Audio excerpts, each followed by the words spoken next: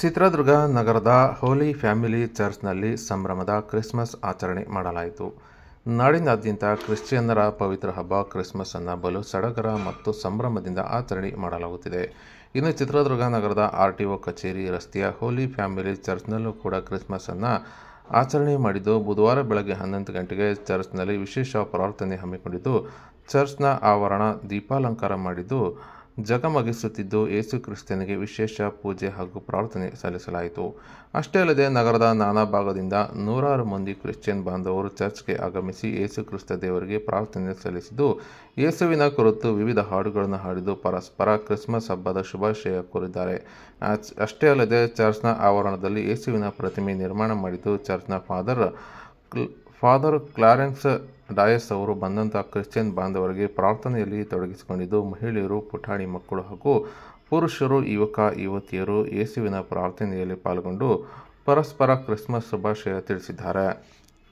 ನಿಮಗೆಲ್ಲರಿಗೂ ಇಲ್ಲಿರುವ ಪ್ರತಿಯೊಬ್ಬ ಭಕ್ತಾದಿಗಳಿಗೂ, ನಮ್ಮ ಹಿಂದೂ ಬಾಂಧವರಿಗೂ ಹಾಗೂ ಮುಸ್ಲಿಂ ಬಾಂಧವರಿಗೂ ಹಾಗೂ ಶುಭ ಸಂದೇಶದ ಪ್ರಸಾರಕರನ್ನಾಗಿ ಮಾಡಲಿ. ತಮ್ಮ ಪುತ್ರರ ಮನುಷ್ಯಾವತಾರದ ಮೂಲಕ ಭೂಪರಗಳನ್ನು ಒಂದು ಶಾಂತಿ ಹಾಗೂ ಪ್ರಸನ್ನತೆಯ ಕೊಡುಗೆಗಳಿಂದ ತುಂಬಿಸಿ ಸ್ವರ್ಗೀಯ ಧರ್ಮಸಭೆಯೊಂದಿಗೆ ಪಾಲುಗಾರರನ್ನಾಗಿ ಮಾಡಲಿ. ಸರ್ವಶಕ್ತ ಹೇಳಿದು ಸದಾ ನಿಮ್ಮಲ್ಲಿ ನೆಲೆಸಲಿ. ಹೋಗಿ ಬನ್ನಿ, ಬಲಿಯರ್ಪಣೆ ಮುಗಿಯಿತು.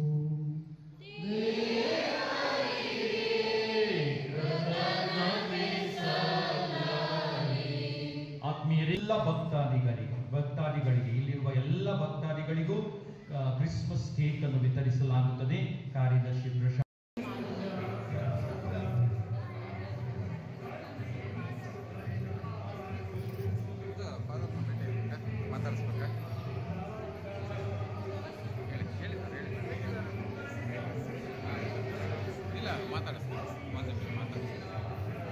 ಪೀಠದಿಂದ ಕೆಳಗೆ